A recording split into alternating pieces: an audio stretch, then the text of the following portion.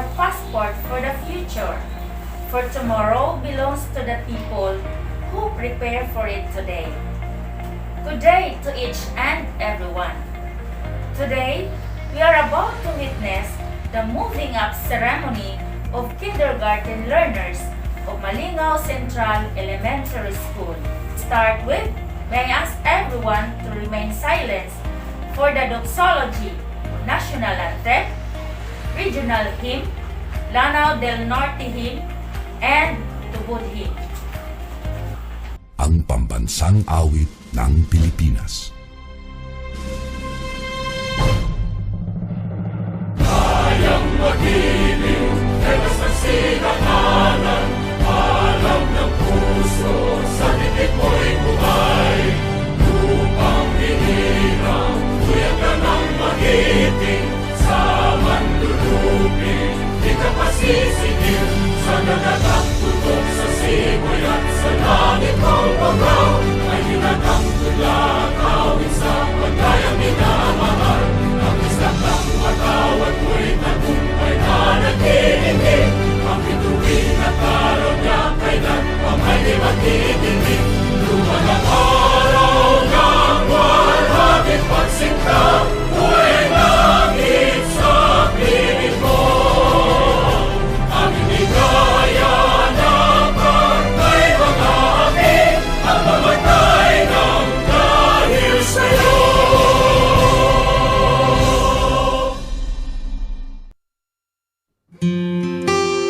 Dear God, thank you for loving me and giving me your all. When I grow up, I will still be serving you. I want to know you more. I want to love you more. I'll never forget you, Lord. In Jesus' name, amen.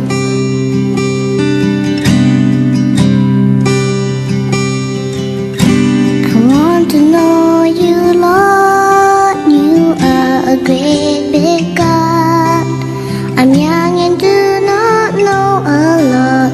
Come and be my own. I want to love you more, giving you my life and all. You died for me, you sacrificed.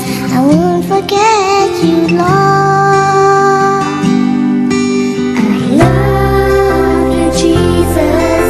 I'll grow up knowing you. I love you, Jesus. I'll grow up serving you. I love you, Jesus. My life is saved by you. I'll never forget, never forget. I'll grow up loving you.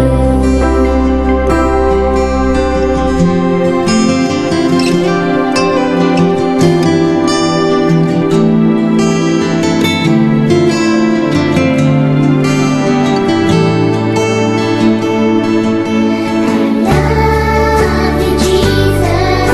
I'll grow up knowing you. I love you, Jesus. I'll grow up serving you. I love you, Jesus. My life is saved by you. I'll never forget, never forget. I'll grow up loving you.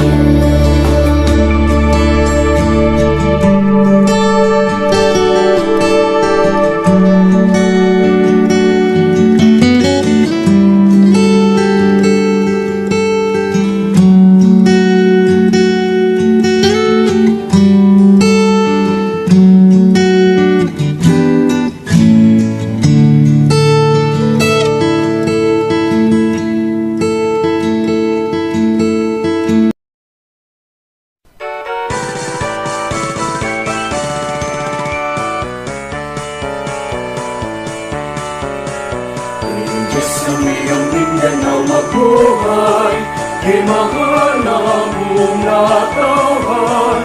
Mauswagon masiglakon malipayon, pagpano sa katangon.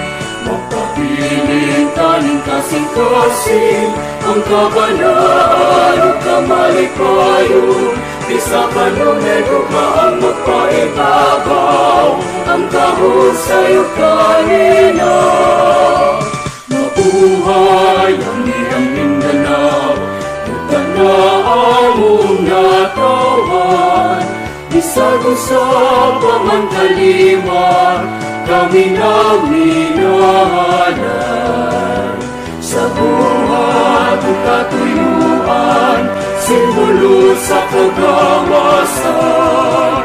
Magpabiling na magkahirusa, kadahugan sa tanan. Mabuhay ang iyong Mindanao, Mindanao mong natawan. Bisag-usab man kaliwat, kami nagminahalay. Sa buhat at katuyuan, simbolo sa kagawasan. Magpabiling na magkahirusa, kadahugan sa tanan. Magpabiling na magkahirusa, kadahugan sa tanan.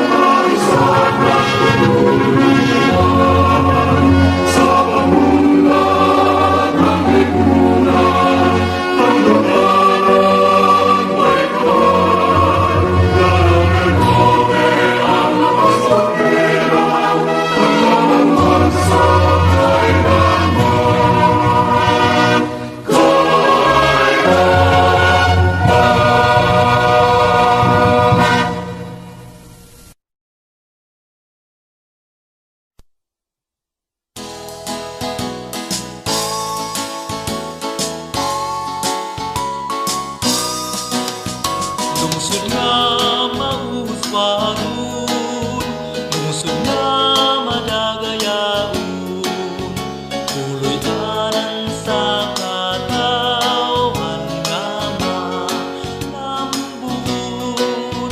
Kadagatan kabukiran, kinaiyang way sama, intubod sa kinabuhi, ini atong bahandi.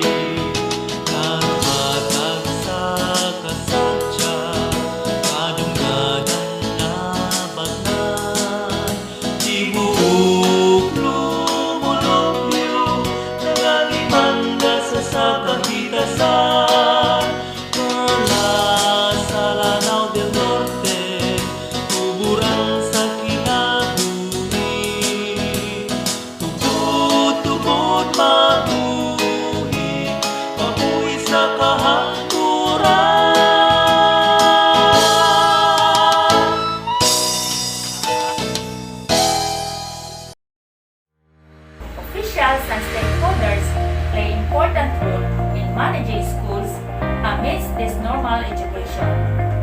They are the partners of the school leaders in making the schools conducive to teaching and learning. They are also responsible for the achievement of the learning outcomes through their active participation in school activities, programs, and projects. Here is the presentation of the DepEd officials, school officials, local officials, and general PTA officials.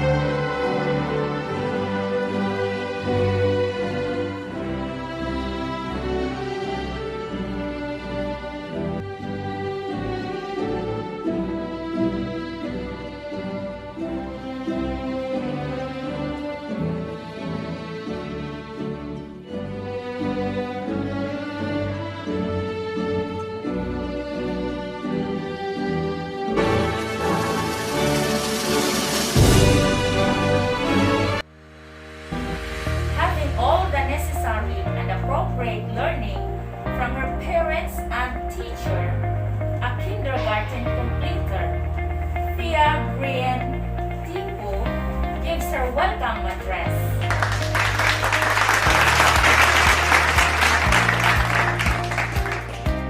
To our school principal, Sir Norman Angay, and to our dear teachers, parents, classmates, and friends, good morning.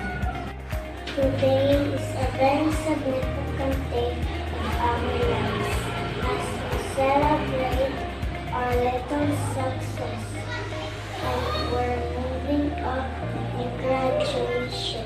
We know that things are a little bit different this year. Yet we don't on, we made it. It is with joy and pride that I welcome you to our virtual moving up ceremony. Thank you.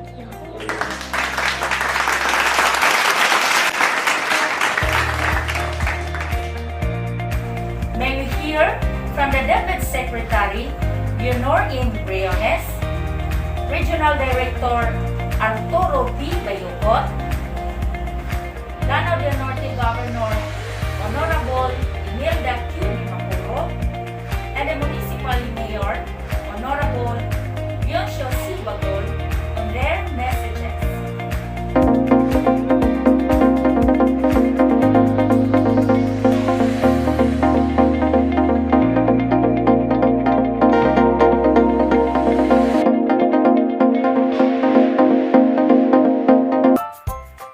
Good day to each and everyone who is attending virtually present at this time of our graduation ceremonies for our beloved and very precious graduates for the school year which ends at this time. First of all, I'd like to greet the parents and family members without whose sacrifices, whose reminders, and whose participation in the learning process for our graduates have resulted in this culmination program. This year, your role has changed drastically, where we've always thought, we've always believed that the matter of educating our children rests nearly exclusively on our teachers and our staff. This time, you parents, you family members, you who are in the households of our learners have expanded your role and contributed to this wonderful day, wherein finally our learners are graduating in this culmination exercise. So congratulations, because this year has not been very easy, has not been a picnic for our teachers, for our family members, as well, especially the parents, mothers, fathers, sisters, brothers, and all who have contributed to the achievement of our learners at this time. So, maraming salamat at congratulations, parents and family members. Mas malaki ang role ninyo at this time compared to earlier graduation exercises. Secondly, I would also like to greet our teachers, without whose very careful review and careful supervision of the work of our pupils and our learners, this event would not be taking place at all. And so thank you, teachers. Your role has also expanded, in addition to seeing to it that the modules are faithfully followed, the assignments are correctly implemented, and the learners are truly learning. And you have had to deal with new ways of assessing the performance also of the learners. So congratulations, teachers, for enduring, for your patience, for your love for our learners, and your willingness to engage in a way and methods of teaching which are different from those which are used to. Assessment must have been especially difficult for you, especially since you were not able to see most of the time our students in face-to-face meetings, and most of the meetings, of course, were virtual. We'd also like to thank the local government units for their interest, for their cooperation, and for their continuing contributions to the needs of education, even as our children do not go to school. Your donations of material as well as financial resources at this time are most welcome, and your advice has been taken seriously not only by our teachers, by our school officials, but also by our officials in the Department of Education. We continually talk with local government units, especially in times of disaster, in times of great need for classrooms, for space, and for responses to unforeseen emergencies. Thank you, local government units. But of course, most of the congratulatory greetings fall on the deserving graduate. Each and every one of you is truly special. You are different from the other graduates who have passed through the portals of your school. You went to school practically without seeing your teachers, if at all. You went to school with your parents, your mothers, and your fathers hovering over your shoulders and seeing to it that you are able to complete your assignments. You are completing your studies at a time when examinations and assessments are different. You are culminating these long months of hard work at this time, even as you have to do family chores, even as you are distracted, and even as your world has turned upside down, and it seems and it appears as if we don't know what the future holds and what will happen next. But you have persevered, and now you are ready to graduate, and therefore you deserve each and every bit of congratulations from us in the Department of Education, from your parents and family members, your teachers, from the officials in local government, as well as in the Parent Teachers Associations. You deserve each and every single congratulatory pat on your back, each hug, virtually of course, and each greeting, which I am sure you are also receiving virtually. I don't know if you will remember this event many years from now. I have tried to recall myself who our graduation speaker was when I finished high school and when I finished my college studies. All I remember is that the graduation speaker was someone important, someone who was invited because that someone is supposed to give a message. What was more important to us graduates at that time was the excitement of the celebrations, the happiness and the joy of our parents, the sadness of parting from our classmates and from our teachers, and the enjoyment of all the graduation events that usually take place come commencement day. When I was a college student, we had a series of events which were designed to embed in our minds, which were designed to help us remember and not forget our days in college.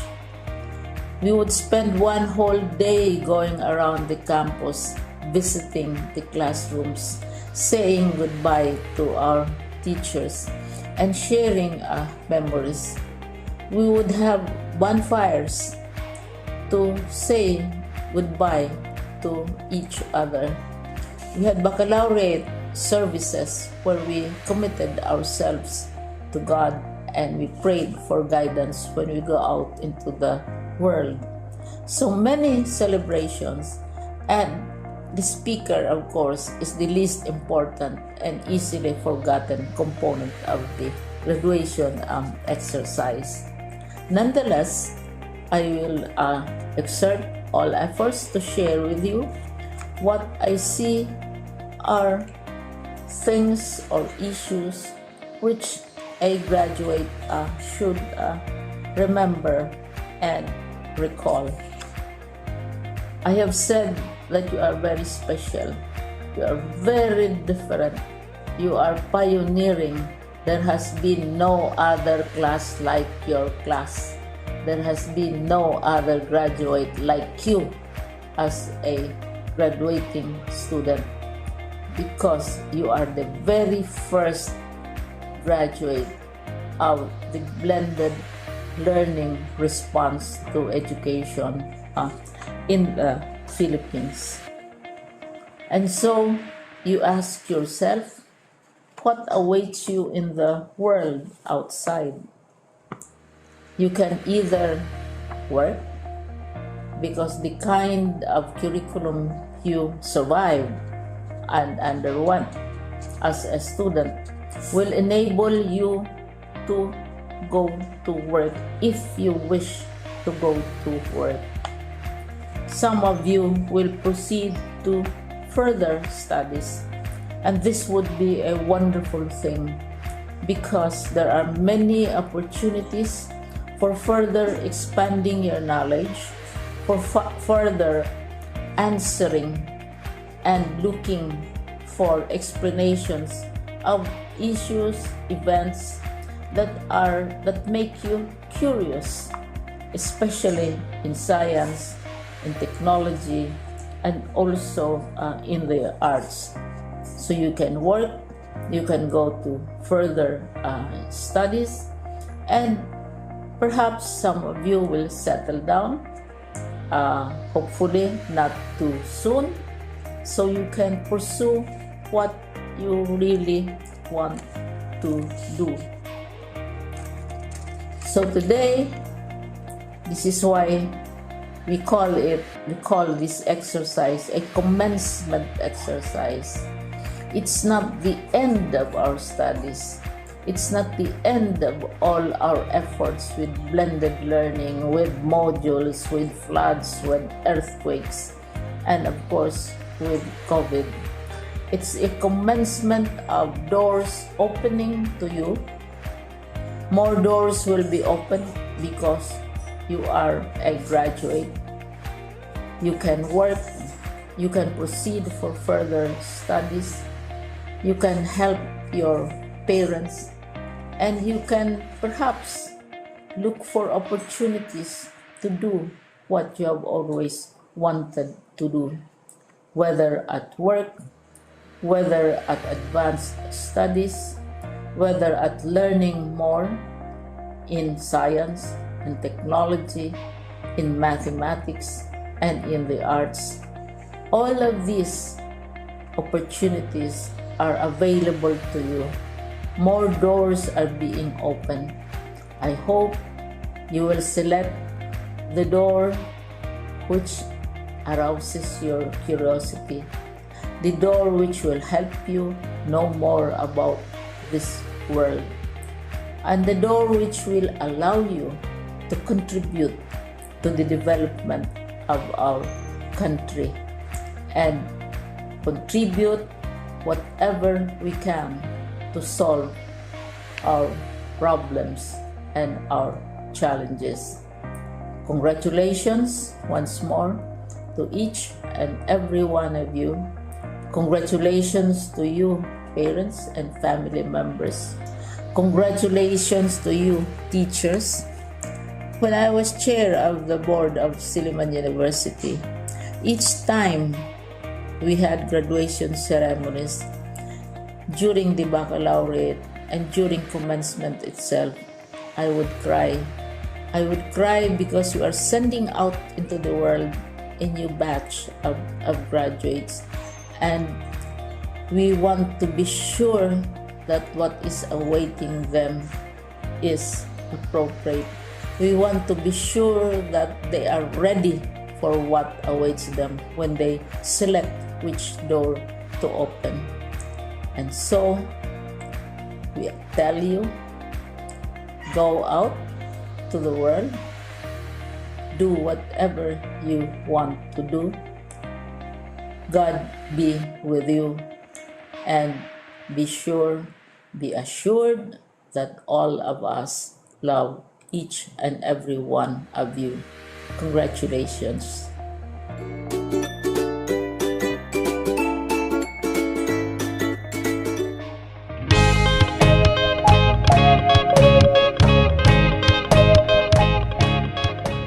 Isang maalab at matagumpay na araw po sa ating lahat. Mula dito sa amin sa Kagawaran ng Edukasyon sa Amihan ng Mindanao. Graduation, completion, or moving up ceremonies are testimonies of excellent coordination, genuine hard work, and great love. When the COVID-19 pandemic struck the world, hitting the various sectors including education, the Department of Education, through the competent leadership of Secretary Leonor Magtolis Briones, firmly accepted the challenge to continue education, bravely wrestling with the challenges of the pandemic and unceasingly finding solutions to address any emerging problems. Amidst all these difficulties, emerged excellent coordination across all levels of governance and the different stakeholders, with the teachers at the forefront of delivering the basic education learning continuity plan. And here they are, our learners, who willingly submitted themselves to blended distance learning, painstakingly learning the ways of the new learning landscape, and successfully accomplishing all their academic requirements through genuine hard work. But these successes would not have been possible if not for the great love of the parents and guardians who have been selflessly offering their prayers, time, and resources. In other words, the successes of our learners, our teachers, our leaders, and the Department of Education at large, with the unwavering support of all our stakeholders, are products of our collective decision to succeed as one family. On behalf of the entire DepEd Region 10, allow me to thank and congratulate everyone for this great feat, which attests that DepEd indeed is on track. But just like what is said in our theme for this year's end of school year rites, strengthening quality education amid COVID-19 pandemic, we need to be on our toes. The COVID-19 pandemic is real, and so are other education emergencies. All together, let us rise from this pandemic, recalibrate our learning continuity plans, and continue to deliver quality education for our learners, the heart of DepEd 10. Muli, binabati ko ang lahat ng nagtapos sa taong ito. Hangad namin ang inyong patuloy na tagumpay, anumang landas ang inyong tatahakin. Pagpalain nawa kayo ng buong may kapal. Marami pong salamat.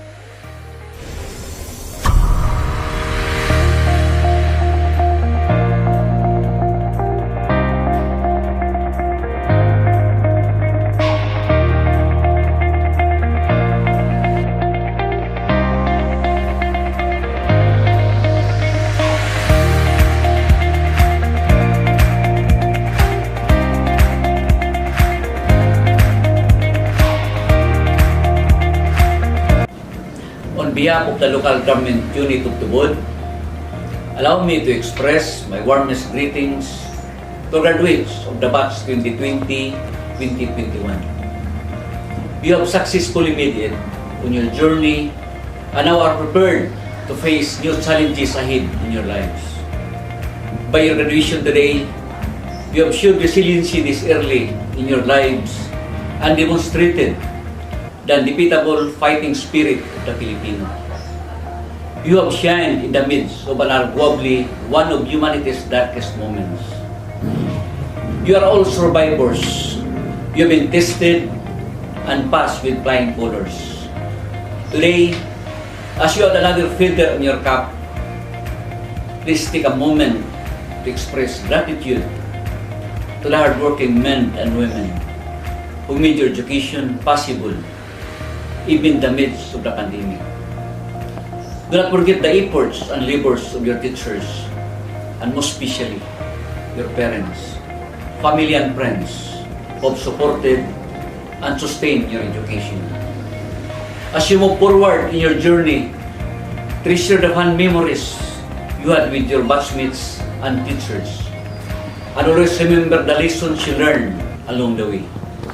This pandemic is a reminder to all of us that life is not at all times smooth and jolly, but it is also the tough and challenging times like this that mold our character. One day, you look back at this moment and share your life lessons with your children, just as your forebears have shared their stories of the times long past and gone. As you move your way up through life, apply all the lessons of humanity in dealing with your fellow men. Keep your dignity and stride with courage and humility, knowing that the honest efforts of your hands and mind will surely be not in vain. Again, my sincerest congratulations to all our proud graduates. Mabuhay! Having successfully complied all the requirements in the school year 2020-2021, here is the presentation of the candidates for completion by the teacher, Ma'am Priscilla F. Sabuero, and to be certified by our school principal, Sir Norman E. Angay, and to be confirmed and accepted by our school's division superintendent, Sir Edelberto L. Oplinaria, CESO 5. I have the honor to present to you the kindergarten candidates for completion of Malinaw Central Elementary School this school year 2020-2021, composed of 45 boys and 46 girls, with a total of 91. I therefore certify that these 91 candidates for completion have fully satisfied the requirements prescribed by the department. Sir, they now await for your certification. Certification of completion. As the principal of Malinaw Central Elementary School, after careful scrutiny of the requirements submitted in my office, I have found that you have completed the requirements for completion. I therefore certify that these 91 candidates for completion have fully satisfied the requirements prescribed by the department. Sir Edelberto L. Oplinaria, Schools Division Superintendent of Lanao del Norte, your confirmation, sir.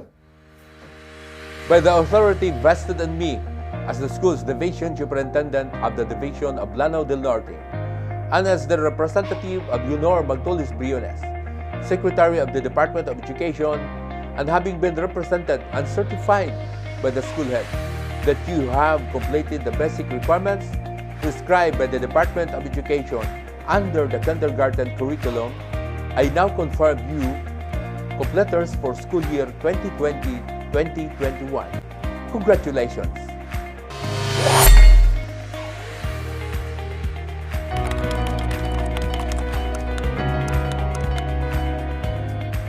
Greetings!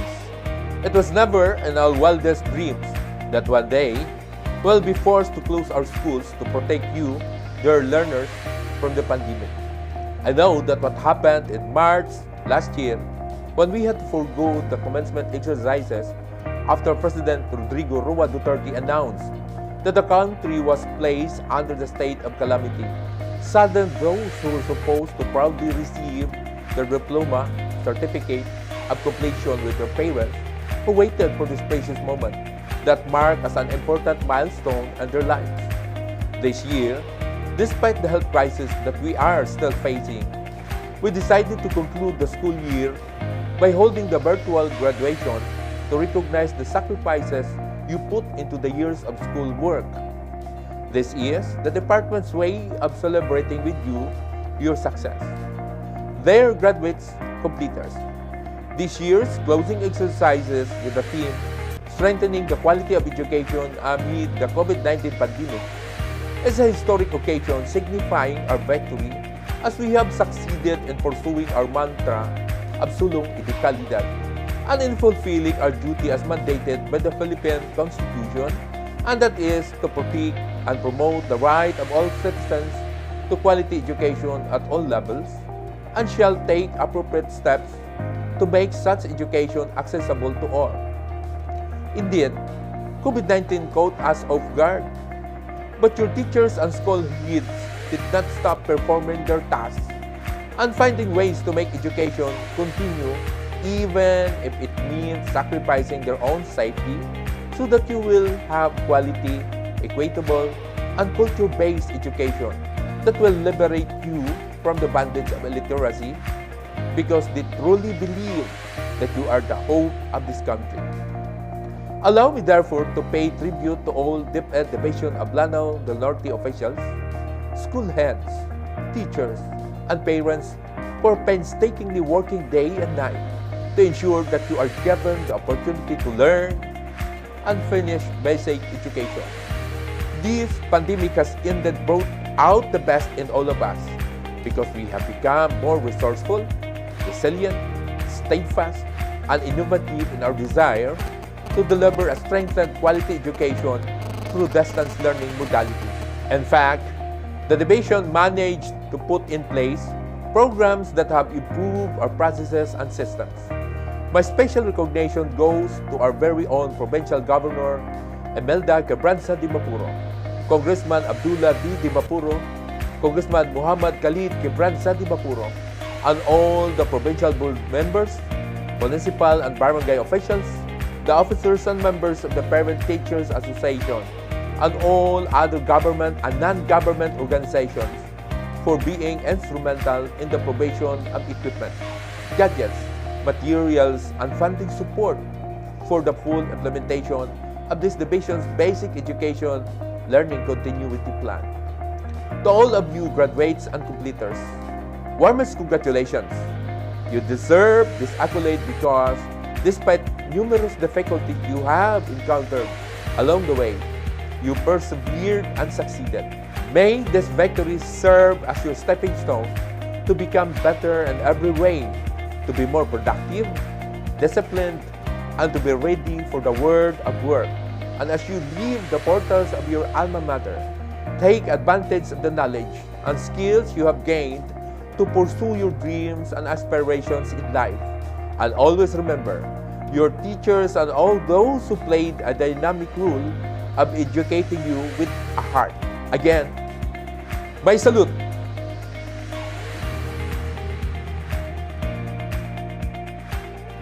The reading of the names of the kindergarten completers is given to us by Ma'am Irene A. Raya, a kindergarten teacher.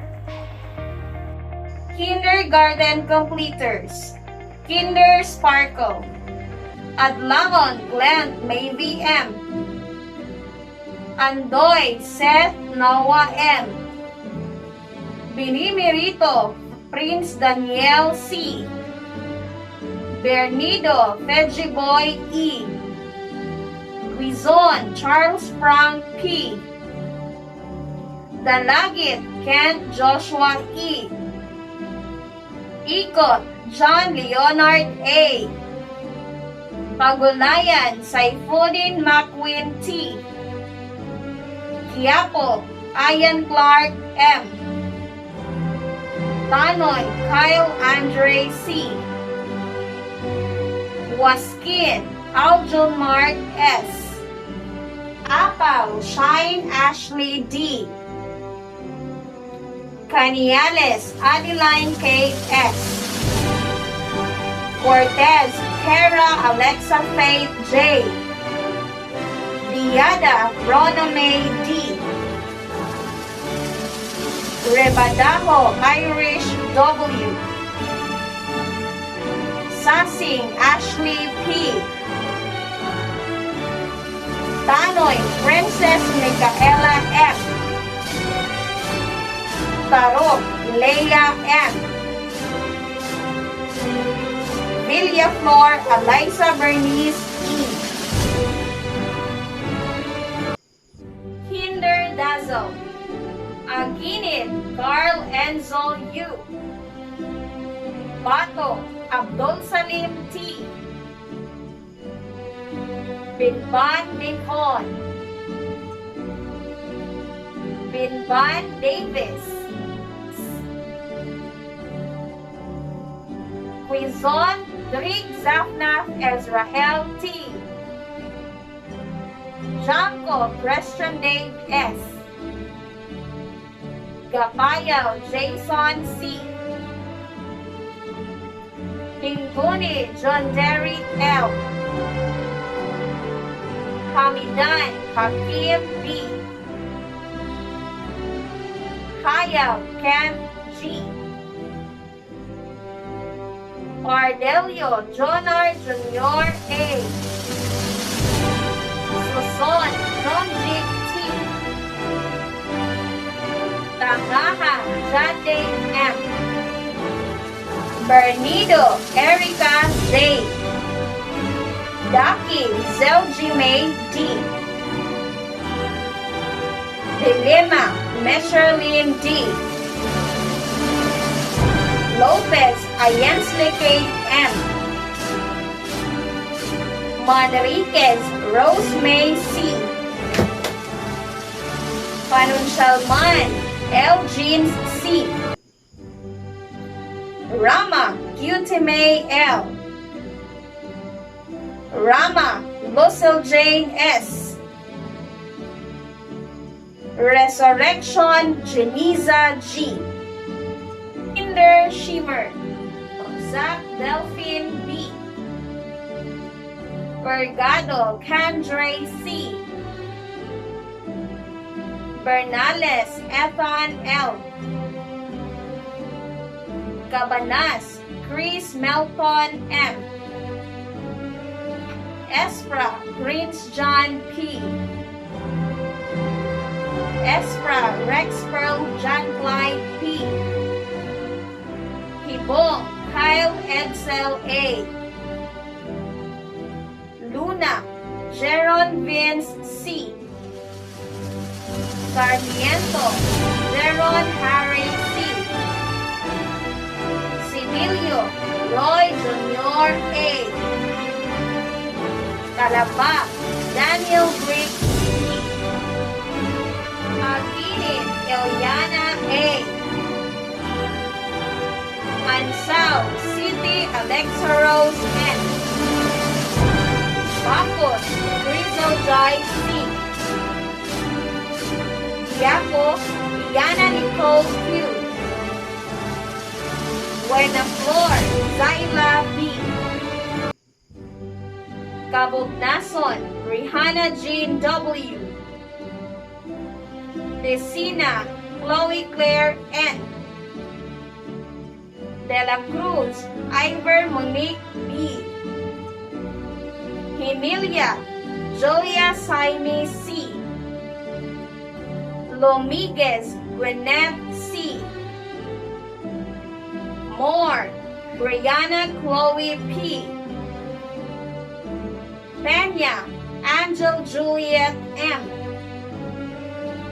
Pooh, Thea Brienne T. Unabia, Amber Jane A. Glitter, Ambush, Stanley B. Baguio, Rochedelio Jr. A. Kahoy, Joseph I. Gayango, Jethro B.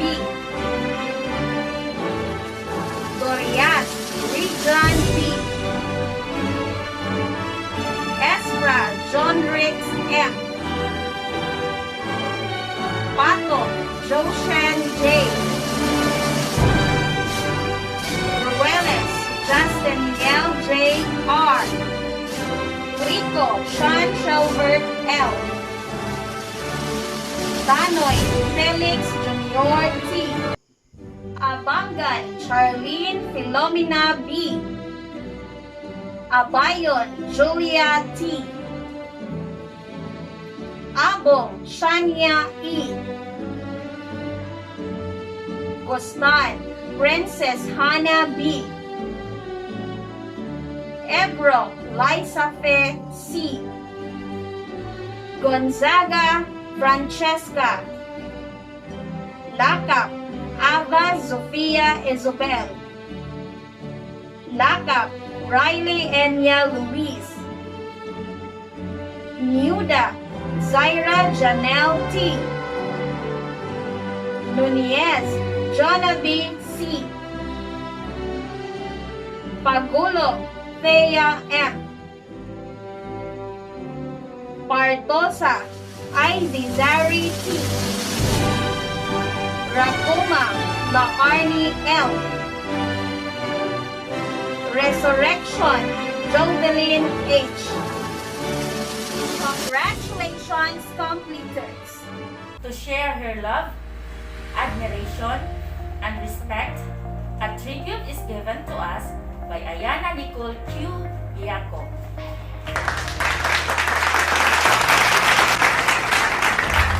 Dear parents, I just want to thank you for all the love and support you showed during this year, especially during the time you helped me teach your child at home.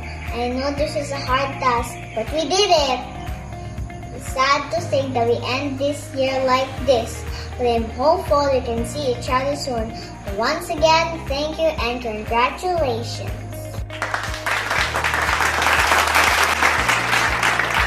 To wrap up this ceremony, we call on Mrs. Elizabeth C. Mantuha to deliver us her closing remarks. In every beginning, there is an ending. And every opening, we have to wrap it up together. I want to express my sincerest congratulations to all of you, our dear kindergartens. Thank you to all the parents and guardians who trusted us in taking care of your educational needs. Congratulations and thank you to all teachers of MCAS who tirelessly and steadfastly delivered their maximum efforts to help you grow more smartly and confidently. Above all, praises to God who made all these things possible amidst the global pandemic COVID-19. We truly are blessed as we stood the test of time. See you all again in the coming year.